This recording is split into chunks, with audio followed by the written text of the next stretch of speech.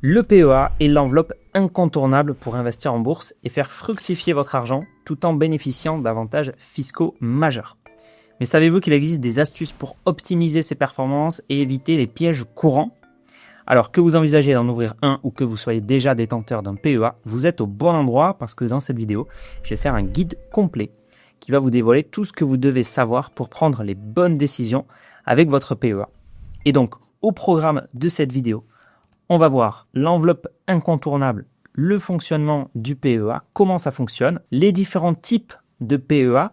Donc, on verra lequel il faut choisir. Que faut-il mettre dans son PEA? On verra les différents placements possibles et lesquels sont les plus optimisés. Les meilleurs ETF PEA, donc ça c'est une super opportunité dans le PEA avec donc la possibilité d'investir sur des ETF. On verra quels sont les meilleurs, ce que c'est, comment ça marche et pourquoi ça peut être très intéressant. Ensuite, on va ensemble comprendre la fiscalité du PEA. Je vous ai préparé des exemples chiffrés, vous allez voir, c'est facile à comprendre. Et vous verrez donc que c'est un avantage majeur puisqu'on fera d'ailleurs un comparatif ensuite.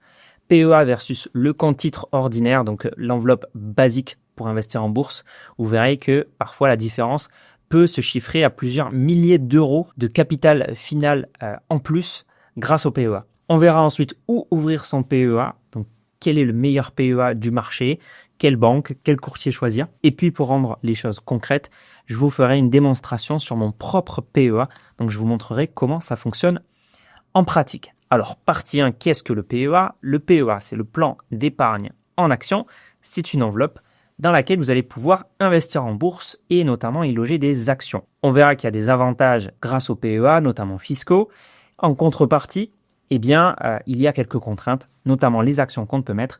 C'est des actions uniquement dont l'entreprise a son siège dans l'Union européenne. Donc, on va pouvoir avoir des actions françaises, Air Liquide, LVMH, Airbus, Sanofi, Danone, d'Allemagne, Siemens, Volkswagen, voilà, des Pays-Bas, Italie, Suède, Norvège, Finlande, Irlande, etc. Alors là, vous vous dites peut-être, il a dit Union européenne, je vois le drapeau de la Norvège qui ne fait pas partie de l'Union européenne. Alors bien vu, c'est l'Union européenne. Il y a un petit ajout, c'est aussi sinon un pays membre de l'espace économique européen. Et donc il faut rajouter la Norvège, l'Islande et le Liechtenstein. Donc ça, c'est les actions qu'on peut loger sur son PEA. Mais avant toute chose, finalement, ce qu'il faut se poser comme question, c'est pourquoi investir en bourse avec un PEA? Pourquoi ça peut être intéressant? Alors, on a juste fait une petite simulation.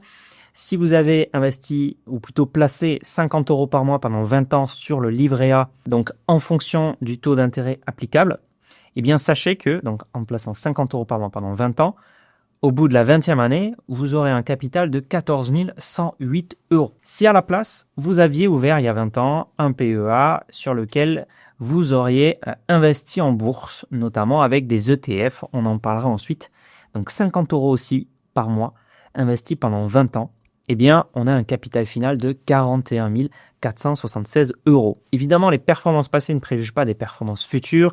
Tout investissement comporte des risques de perte en capital, mais c'est pour vous montrer qu'on a des perspectives de rendement bien plus élevées sur le PEA et que ne rien faire avec votre argent, eh bien, c'est très dommageable. Laisser dormir votre argent, même sur un livret A, sur le long terme, eh bien, c'est un manque à gagner qui peut chiffrer à plusieurs dizaines de milliers d'euros parce que vous manquez donc cette opportunité de faire vraiment fructifier votre argent. Donc aujourd'hui, si vous vous intéressez au PEA, c'est que vous vous intéressez à la bourse et ça peut donc vraiment porter ses fruits sur la durée si vous investissez avec stratégie évidemment. Donc là, ici, on voit la comparaison. Donc un ETF sur PEA versus le livret A. On a une différence ici donc de 27 368 € de capital final. Donc, pourquoi investir sur PEA? Eh bien, première raison, c'est le potentiel de rentabilité élevé. Évidemment, on va accéder à la classe d'actifs qui est la bourse, qui est une des classes d'actifs les plus performantes historiquement et aussi les plus passifs. Vous verrez que ça ne prend que très peu de temps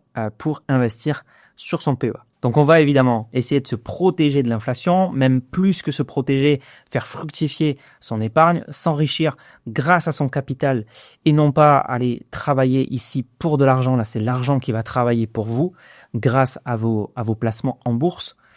Et donc, profiter des intérêts composés, donc l'effet boule de neige, le fait qu'en bourse, eh bien, vos intérêts que vous avez gagnés vont générer à leur tour des intérêts et on a ainsi une augmentation du capital de manière exponentielle contrairement à une augmentation linéaire sans intérêt composé. Diversification de son patrimoine, donc avec de la bourse.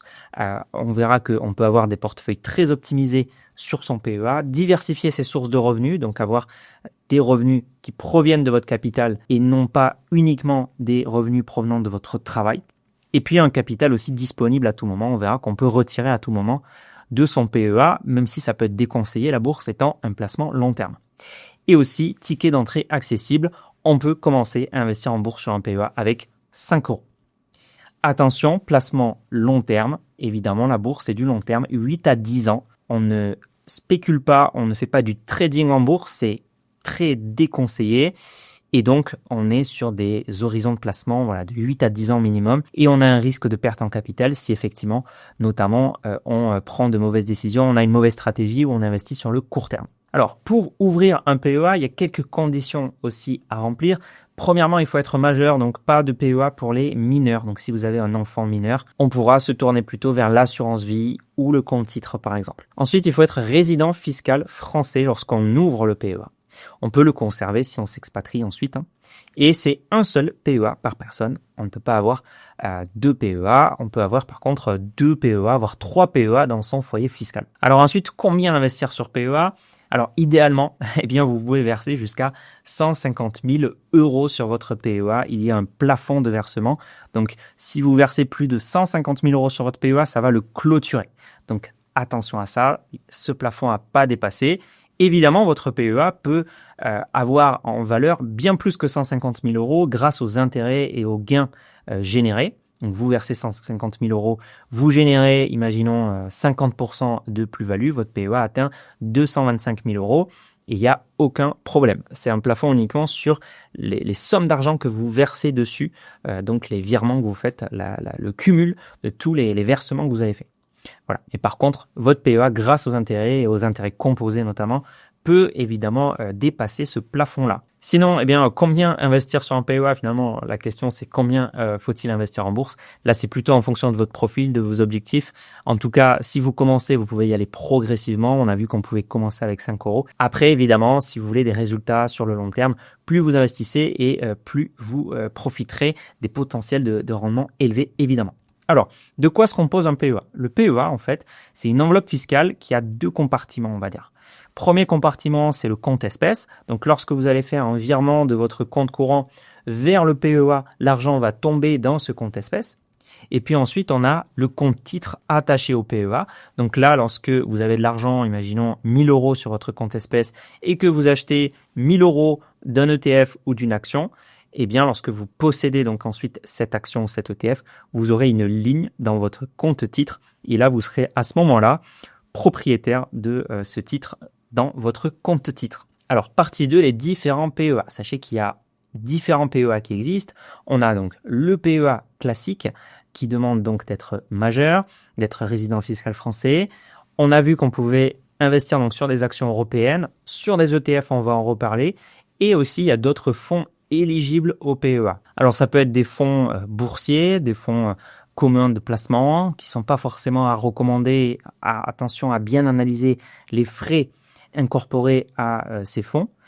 Et on peut aussi avoir des fonds qui vont investir sur du private equity, donc là des actions non cotées en bourse. Donc on a un univers un peu large, mais ce qu'il va falloir vraiment privilégier sur son PEA, ce sont plutôt les ETF dont on va reparler. Donc l'objectif principal du PEA, investissement à long terme pour les particuliers, et on a un plafond de versement de 150 000 euros. Ensuite, on a le PEA PME, on va dire son petit frère. Donc là aussi, il faut être majeur résident fiscal en France. Et là, ça va être des titres émis par des PME et des ETI européennes, donc des petites et moyennes entreprises et des entreprises de taille intermédiaire. Et donc, ça va être également des actions, mais des plus petites actions. Donc sur le PEA, on va retrouver par exemple Total, LVMH, Sanofi, etc. Sur le PEA PME, voilà, ce sera des plus petites actions, des plus petites boîtes, sociétés cotées en bourse qui sont pas forcément très populaires et qui sont en général inconnus du grand public. Donc ça va être plutôt l'objectif soutien aux petites et moyennes entreprises, mais également tout à fait pour l'épargnant, investissement à long terme. Et concernant le plafond de versement, là le plafond est de 225 000 euros, mais attention, il y a également un plafond global PEA plus PEA PME de 225 000 euros. Donc, si vous avez déjà placé 150 000 euros sur votre PEA, alors vous ne pourrez verser que 75 000 euros au maximum sur votre PEA PME, sous peine de le voir être clôturé. Et puis, troisième type de PEA, c'est le PEA jeune. C'est pour tous les jeunes qui sont rattachés au foyer fiscal de leurs parents entre 18 et 25 ans. Et là, donc, ça va fonctionner exactement comme un PEA standard. Donc, c'est pour encourager les jeunes à investir. Attention, le plafond de versement, là, il est de 20 000 euros. Et sachez que le jour où vous êtes détaché du foyer fiscal parental, eh bien, ce PEA jeune se transforme automatiquement en un PEA standard, en conservant son antériorité, les placements dessus, etc. Et donc, en changeant le plafond de versement de 20 000 à 150 000 euros. Donc, pour la plupart des gens qui m'écoutent, ça va être le PEA, la première colonne. PEA PME, vous savez que ça existe maintenant. Et pour ceux qui ont entre 18 et 25 ans rattachés au foyer fiscal parental, ça sera donc un PEA jeune qu'il faudra ouvrir. Donc, on va se concentrer vraiment sur le PEA. Et si on parle maintenant des modalités d'investissement, donc ça va être des actions d'entreprises européennes ou donc des fonds détenant au moins 75% d'actions européennes. Donc, on n'a pas accès à tous les fonds boursiers.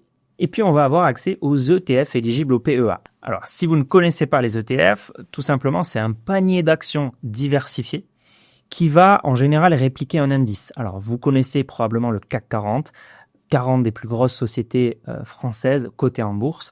Eh bien, un ETF CAC 40 va acheter ces 40 entreprises et vous, au sein de votre PEA, vous allez pouvoir acheter une part de cet ETF CAC 40 pour avoir en portefeuille donc cette ligne ETF CAC 40 qui en fait contiendra à l'intérieur les 40 entreprises du CAC 40. Et on a donc des ETF qui vont répliquer le CAC 40, mais aussi le MSCI World. MSCI World, c'est les 1400 plus grosses sociétés mondiales de 23 pays développés, donc notamment américaines. On va retrouver Apple, Tesla, Amazon, Microsoft, Nvidia, etc. à l'intérieur. On a vraiment 1400 des plus gros leaders de leur marché au sein donc de cet ETF. Et donc en une seule transaction au sein de votre PEA, vous allez pouvoir acheter cet ETF, ce qui va vous faire un portefeuille optimisé, diversifié et très accessible. C'est un ETF qui peut s'acheter à partir de 5 euros typiquement sur PEA. Et cette manière d'investir en bourse, c'est une des meilleures manières d'investir. C'est appuyé et prouvé et c'est notamment recommandé par des recherches et par des travaux de prix Nobel d'économie. Donc les ETF permettent d'investir à la fois de manière très simple, de manière diversifiée et de manière optimisée en bourse. Si vous ne connaissez pas les ETF, je vous invite vraiment à visionner en description ma formation offerte dédiée aux ETF à l'investissement en bourse qui vous apprendra vraiment tout sur le sujet. Et donc, les ETF étant également des fonds, c'est des fonds, eh bien, on va pouvoir avoir accès aux ETF sur PEA, aux ETF physiques qui investissent dans des actions européennes évidemment, donc style ETF CAC 40, mais aussi ETF DAX, donc pour les actions allemandes, MSCI Europe, donc un panier d'actions diversifiées sur les actions européennes. Mais là où il y a une vraie opportunité sur PEA, c'est avec les ETF synthétiques qui vont vous permettre d'investir au sein de votre PEA sur le monde entier finalement en bourse. Et ça, c'est une opportunité assez incroyable.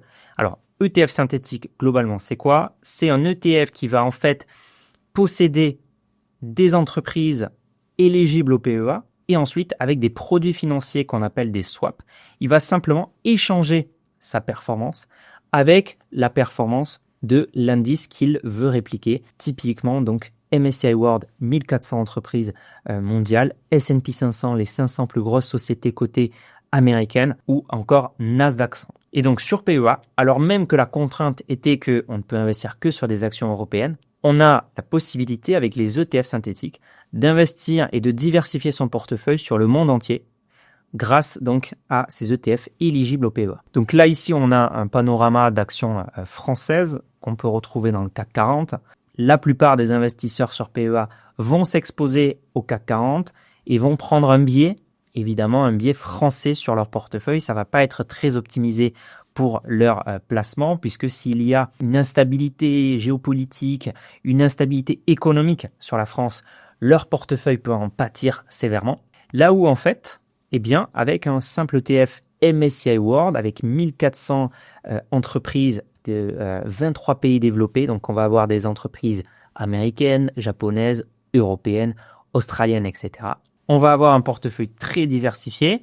Ici, on a mis les 10 principales capitalisations, donc les 10 plus grosses sociétés détenues dans le MSCI World. Donc, on a Apple à 4,97%, Nvidia, Microsoft, Amazon, Meta, donc la maison mère de Facebook et Instagram, Alphabet, Tesla, Alphabet C, donc Alphabet a deux catégories d'actions. D'ailleurs, Alphabet, c'est la maison mère de Google, Broadcom, JP Morgan. Et en termes donc de secteur, on va avoir un portefeuille bien diversifié aussi sectoriellement avec 24,9% de technologie de l'information, ensuite des services financiers, consommation discrétionnaire, industrie, santé, services de communication, etc. Et donc finalement, tous les secteurs représentés au niveau boursier. Pour vous donner aussi un ordre d'idée, de 300 € investis chaque mois pendant 30 ans sur le MSCI World historiquement, donc ça aurait donné un capital final de 488 979 €. Donc là, ici, c'est le capital investi, 108 000 €. Et donc finalement, on a 380 000 € de gains. Évidemment, les performances passées ne préjugent pas des performances futures. Donc pour vous donner un exemple d'ETF MSCI World qu'on peut trouver donc sur le PEA, un ETF de chez iShares qui est donc la filiale de BlackRock, filiale qui fait des ETF. Et vous voyez que à l'heure où je tourne la vidéo, la part de l'ETF s'achète à 5,20 €. Donc il suffit d'avoir 5,20 € sur son PEA pour pouvoir acheter une part. Et vous pouvez voir ici, alors quelque chose de très intéressant, c'est que l'ETF, on disait que ça réplique un indice donné. Ici, donc en bleu, on a l'indice de référence qui est donc ce fameux MSCI World. Et en vert, on a donc l'ETF. Et vous voyez que les courbes sont vraiment très bien juxtaposées. Donc on a effectivement l'ETF qui réplique très bien ici l'indice sous-jacent. Alors maintenant, partie 3, quels sont les meilleurs ETF disponibles sur PEA? Eh bien, sachez qu'on a fait un comparateur gratuit et complet sur les meilleurs ETF éligibles au PEA. Donc, c'est tout un tableau avec les informations les plus importantes. Et donc, vous pouvez le télécharger gratuitement. Ce sera mis en description si ça vous intéresse. Donc, pour avoir la liste des meilleurs ETF sur PEA, il y aura toutes les informations pour les retrouver. Du coup, partie 4, la fiscalité avec le PEA. Donc, on va voir comment ça fonctionne. Vous allez voir, c'est relativement simple à comprendre, même si vous n'êtes pas très chiffre. Donc, globalement, avec le PEA, il y a deux cas de figure. Si vous détenez votre PEA depuis moins de 5 ans, imaginons que vous voulez retirer de votre PEA, ce qui est une mauvaise chose. Vous allez comprendre pourquoi. Eh bien, premièrement, vous allez être imposé sur les gains que vous êtes en train de retirer. Alors, je rappelle au niveau de la fiscalité, vous investissez 10 000 € en bourse, vous gagnez 1 000 € de gains, 1 000 € de plus-value grâce à vos investissements, vous retirez vos 11 000 €, vous n'êtes taxé que sur les 1 000 € de gains qui viennent d'être générés. Les 10 000 € ne sont pas retaxés, c'est déjà 10 000 € de votre épargne ou de vos revenus qui ont été déjà taxés précédemment. Donc c'est uniquement sur les 1 000 €. Et là, à ce moment-là, si votre PEA a moins de 5 ans, vous êtes taxé à 30% sur vos gains. Donc 17,2% de prélèvements sociaux et 12,8% d'impôts sur le revenu. Et donc 30% de 1 000 €, globalement, on a à payer 300 € d'impôts ici. Attention, si vous êtes en train de retirer alors que votre PEA a moins de 5 ans, il y a une clôture de votre PEA. Et donc ça, c'est la première chose à bien comprendre au niveau du fonctionnement de la fiscalité du PEA, c'est que vous ne devez pas, normalement, faire de retrait sur votre PEA dans les 5 premières années. Sinon, ça va le clôturer. Et vous perdez tout l'avantage du PEA. Et de toute manière, on l'a dit tout à l'heure, investir en bourse, c'est sur le long terme. Donc finalement, tant mieux s'il y a cette règle. Il ne faut pas investir sur un PEA et il ne faut pas investir en bourse sur 5 ans. La durée recommandée, c'est 8 à 10 ans minimum.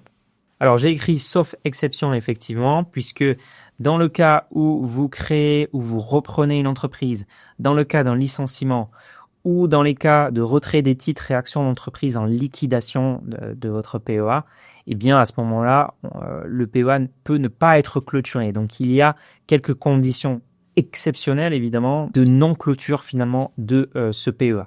Donc sinon, c'est après 5 ans. Après 5 ans, vous pouvez faire ce que vous voulez avec votre PEA, vous pouvez retirer. Ça ne va pas le clôturer. Et surtout, l'avantage fiscal va être là, puisque au lieu de payer 30% d'impôts sur vos gains, vous n'allez payer que 17,2% donc de prélèvements sociaux. Il n'y aura plus l'impôt sur le revenu. Deux choses très importantes à noter ici. Première chose, quand on choisit 30%, on peut choisir aussi une autre option qui est 17,2 plus intégration à l'impôt sur le revenu classique. Donc ça peut être une option si vous êtes peu fiscalisé. Mais dans la majorité des cas, il faudra prendre la flat tax donc de 30% par défaut. Deuxième point très important, on voit ici que c'est lorsqu'on fait un retrait. Et ce mot-là, il est très important parce que le PEA, il fonctionne en vase clos. Et ça, c'est peut-être l'avantage le plus important du PEA. C'est que tant que vous ne retirez pas de votre PEA, vous n'êtes pas fiscalisé. Si vous avez un placement sur votre PEA, ça fait 10 ans que vous avez investi, imaginons 10 000 euros, et maintenant ce placement vaut 20 000 euros. Vous avez fait x2. Si à l'intérieur du PEA, vous vendez cette ligne qui a 10 000 euros de plus-value, et que ces 20 000 euros, vous les réinvestissez au sein de votre PEA, mais sur peut-être d'autres ETF ou d'autres actions, il n'y a aucun frottement fiscal. Il n'y a pas de déclenchement d'imposition. Ce n'est pas un retrait que vous faites de votre PEA, vous faites juste un arbitrage au sein même de votre PEA, et ça ne déclenche pas l'imposition. Donc le PEA fonctionne en vase clos. Tant que vous ne retirez pas, vous n'êtes pas fiscalisé. Et donc ça peut permettre à quelqu'un qui est en phase d'investissement de capitaliser, d'investir par exemple tous les mois sur son PEA pendant 10 ans, 15 ans, 20 ans, 25 ans, 30 ans.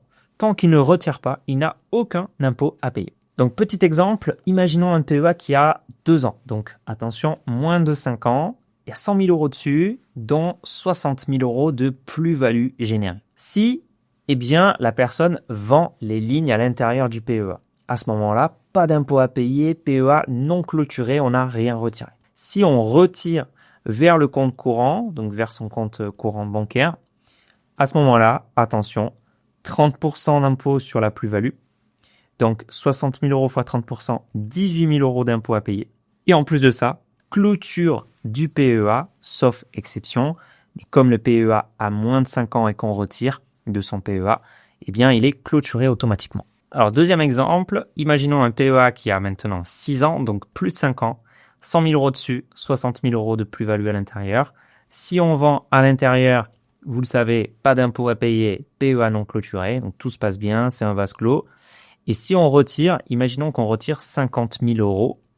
À ce moment-là, il y a donc 30 000 euros puisqu'on retire la moitié. Donc, il y avait 60 000 euros de plus-value. Donc, on retire la moitié de la plus-value, imaginons. Donc, 30 000 euros fois 17,2%, soit 5 160 euros à payer d'impôts. Et ensuite, le PEA n'est pas clôturé puisqu'on a retiré alors même que notre PEA a plus de 5 ans. Attention, petite astuce, attention à ne pas retirer la totalité de votre PEA. Ici, si on avait mis un retrait de 100 000 euros, donc la totalité du PEA, ça aurait également clôturé le PEA. Donc, si vous voulez retirer la majeure partie de votre PEA, laissez quand même 10 euros, 100 euros, une petite somme à l'intérieur pour garder l'antériorité de votre PEA et pour ne pas le voir être fermé. Alors, partie 5, on va faire un comparatif entre le compte titre ordinaire, le CTO, et le PEA. Vous allez voir que le gain grâce au PEA peut être vraiment significatif. Donc, le compte titre ordinaire, ça permet, lui, d'investir dans toutes les actions du monde. Il n'y a pas de limitation, il n'y a pas de contrainte à juste l'Union européenne. En plus de ça, donc les conditions pour investir sur un compte titre sont bien plus souples, puisqu'on peut avoir un compte titre dès sa naissance. Personnellement, mon premier compte titre il a été ouvert en 2003 et j'étais mineur. Contrairement au PEA où il faut forcément être majeur pour en posséder. Donc, on peut ouvrir un compte titre pour son enfant. On peut avoir autant de comptes titres qu'on le souhaite. Donc, c'est pas un compte titre par personne. Et il n'y a pas de plafond de versement. Voilà, donc c'est très souple. Évidemment, on peut avoir donc des actions américaines à l'intérieur, Amazon, Tesla, Meta, etc., chinoises, japonaises, coréennes. Voilà, tout ce qu'on veut globalement sur compte titre, c'est l'enveloppe la plus souple. Par contre, pas d'avantages fiscaux. Donc, il y aura 30% d'impôts, 17,2 plus 12,8 Voilà, pas possible d'échapper à l'impôt sur le revenu. On peut aussi opter pour le barème progressif si on est peu fiscalisé et donc d'avoir l'impôt sur le revenu classique en plus des prélèvements sociaux. Et toujours, les prélèvements sociaux, on n'en est jamais dispensé. Mais il n'y aura pas d'avantage fiscal contrairement au PEA. Et par contre, il n'y a aussi aucune conséquence. Vous pouvez retirer de votre compte titre comme bon vous semble. Voilà, il n'y a pas de clôture comme sur le PEA. Attention, là où le compte titre va être vraiment peu avantageux, c'est que contrairement au PEA qui agit en vase clos, le compte titre, vous serez fiscalisé à la moindre vente d'une ligne de votre portefeuille sur votre compte titre ordinaire avec plus-value, ou aussi à la moindre perception de dividendes. Donc, ce n'est pas juste quand on va retirer de son compte titre. Si vous avez, imaginons, investi 10 000 € sur votre compte titre, vous avez fait x3, imaginons que donc, vous avez maintenant 30 000 €, 20 000 € de plus-value. Si vous vendez ces 30 000 €, cette ligne avec 20 000 € de plus-value, vous êtes imposé à 30% sur les 20 000. Ok. Même si ces 30 000 €, une fois vendus, vous les réinvestissez dans votre compte titre. Voilà. Le déclenchement de l'impôt est immédiat et ça peut être très très très nocif pour vos performances. Pareil, sur les dividendes, imaginons que vous ayez un portefeuille de 30 000 €, que vous percevez 1 000 € de dividendes tous les ans, eh bien, à ce moment-là, 1 000 € seront fiscalisés tous les ans à 30%, donc 300 € à payer tous les ans d'impôt sur les dividendes. Donc, ça, c'est la grosse contrainte du compte titre. Un exemple, imaginons un compte titre qui a 30 ans, 1 an, 5 ans, peu importe finalement. Il y a 100 000 € dessus avec 60 000 € de plus-value. Dès que vous allez vendre les lignes, le composant, donc 30% d'impôt sur les 60 000 €, donc 18 000 € d'impôt à payer. Donc vraiment attention à cette fiscalité. Alors un petit exemple pour chiffrer le capital final net sur un PEA versus un compte titre. Imaginons que vous placiez initialement 100 € puis 100 € tous les mois à 8% de performance annuelle pendant 30 ans. Votre capital final, avant toute fiscalité, sera de 142 767 € avec 106 000 € gagnés d'intérêt et 36 100 € de versement venant de votre part, de votre effort d'épargne. Donc 74% du capital final provenant des gains générés grâce à votre placement. Ok, alors si vous aviez réalisé ce placement sur PEA, net de fiscalité, vous obtiendrez 124 000 €. À la différence d'un compte titre où net de fiscalité, vous obtiendrez 110 000 € de capital final, bien plus d'impôts à payer à cause donc des 30% à payer contre 17,2% sur le PEA. Et donc un gain grâce au PEA ici de 13 653 €. Évidemment, cette comparaison, elle s'applique que si vous aviez prévu d'investir sur un support éligible au PEA. Je m'explique, si vous comptiez investir sur des actions américaines, de toute façon, on ne peut pas investir sur des actions américaines individuelles sur PEA. Par contre, si vous aviez pour ambition d'investir sur un ETF S&P 500, un ETF MSCI World par exemple, ou un ETF CAC 40, à ce moment-là, eh bien, il vaut bien mieux de le mettre sur un PEA que sur un compte titre, puisqu'on voit ici l'impact significatif de l'avantage fiscal du PEA. Et encore ici, on a supposé que pendant 30 ans, la personne sur compte titre ne recevait aucun dividende et ne vendait jamais aucune ligne avec plus-value, ce qui aurait déclenché la fiscalité et aurait bien réduit les intérêts composés et donc aurait donné un résultat encore plus inférieur sur le compte titre. Autre exemple d'investissement, imaginons 150 € par mois à 8% par an pendant 42 ans, on obtient un capital final de 571 000 €. Donc si on réalise cet investissement sur PEA, on aurait net in fine 485 000 €. Sur le compte titre, on aurait net in fine 422 000 €, gain grâce au PEA de 63 000 € rien qu'en choisissant la bonne enveloppe au départ. Donc vraiment, ça peut être très très très avantageux. Évidemment, il n'y a pas que le compte titre et le PEA, il y a d'autres enveloppes fiscales qui pourraient être avantageuses pour vous. Je pense notamment à l'assurance vie, qui est vraiment un couteau suisse et qui permet d'investir sur d'autres supports intéressants, notamment le fonds euro, qui est un placement à capital garanti qui se combat un petit peu dans la même catégorie que le livret A, qui peut être très intéressant, et l'assurance vie aussi, dans laquelle on peut loger du private equity, des SCPI, donc de la pierre papier, de l'investissement immobilier papier finalement. On peut y loger pas mal de choses. Et il y a aussi pas mal d'avantages sur l'assurance vie, notamment en termes de transmission de patrimoine, en termes de flexibilité d'investissement. Voilà, il y a beaucoup aussi d'avantages sur l'assurance vie. On a fait un guide complet sur l'assurance vie si ça vous intéresse. Je vous mettrai le lien en description. Une autre enveloppe fiscale avantageuse, ça peut être le plan épargne retraite, donc le PER.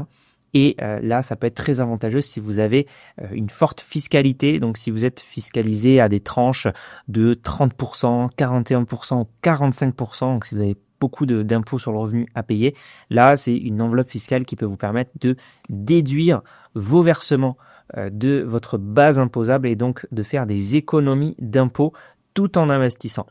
Donc là aussi, on a fait un guide complet sur le PER. Je vous mets le lien en description. Alors, partie 6, où ouvrir son PEA? Quelle banque, quel courtier choisir pour son PEA?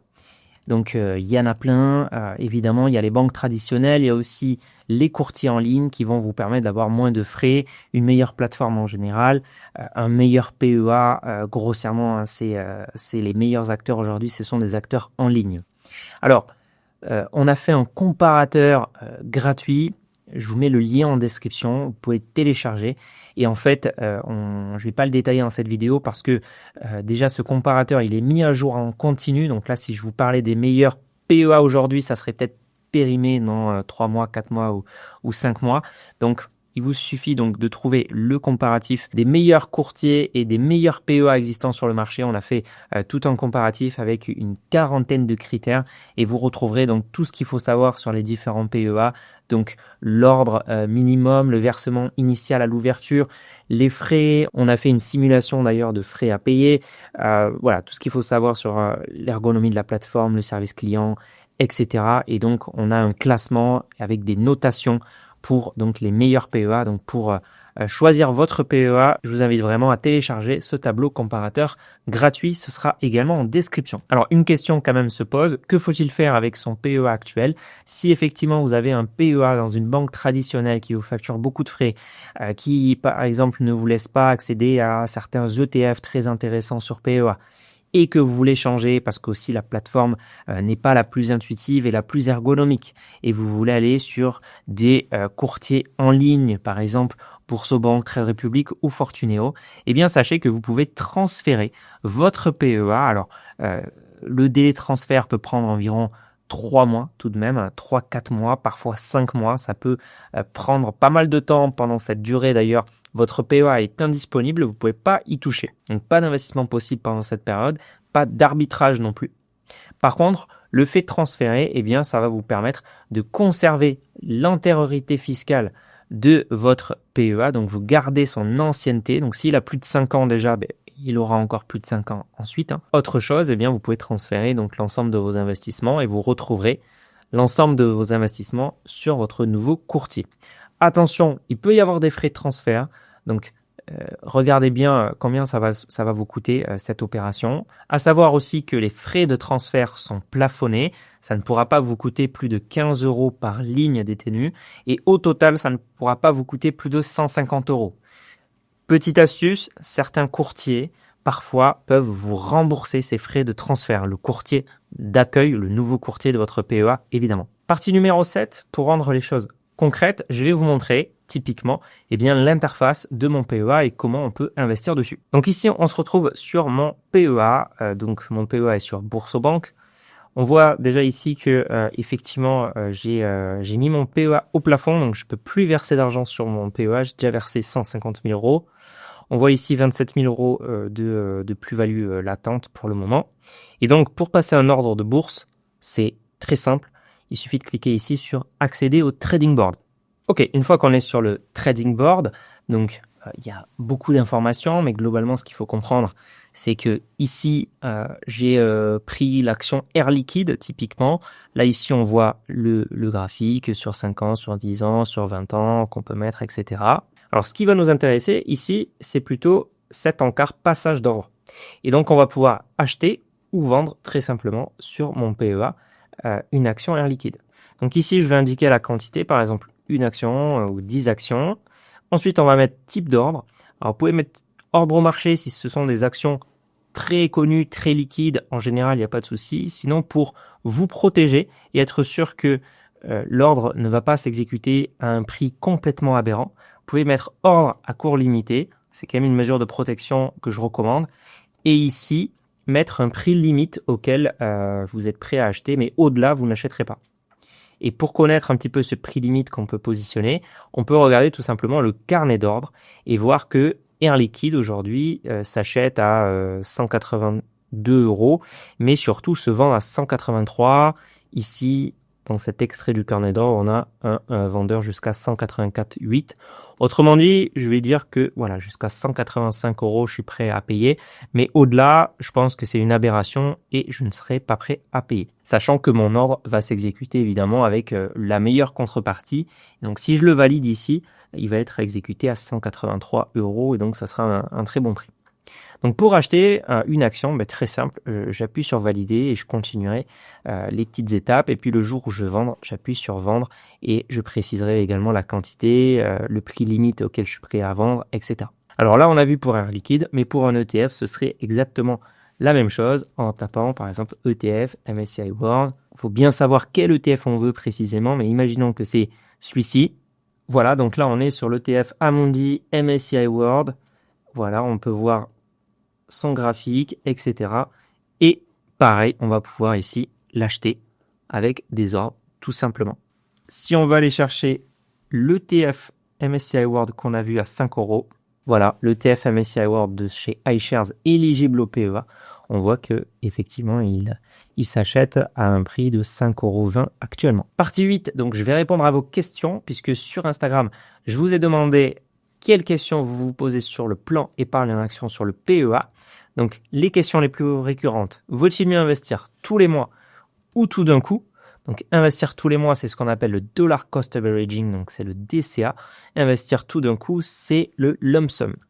Donc, le DCA, ça serait, j'investis un petit peu tous les mois, peu importe si le marché est haut ou bas, et je vais moyenner comme ça mon prix d'achat. Donc, effectivement, c'est une question qui se pose surtout si on a une grosse somme à investir. Si on a, par exemple, 50 000 € à investir. Alors, la réponse à cette question, c'est que, en théorie, il vaut mieux investir tout de suite. Parce que le plus probable est que la bourse continue à monter.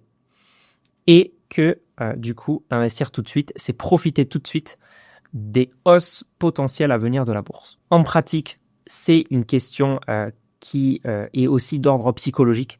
Si j'investis 50 000 € tout de suite, est-ce que je vais bien dormir la nuit?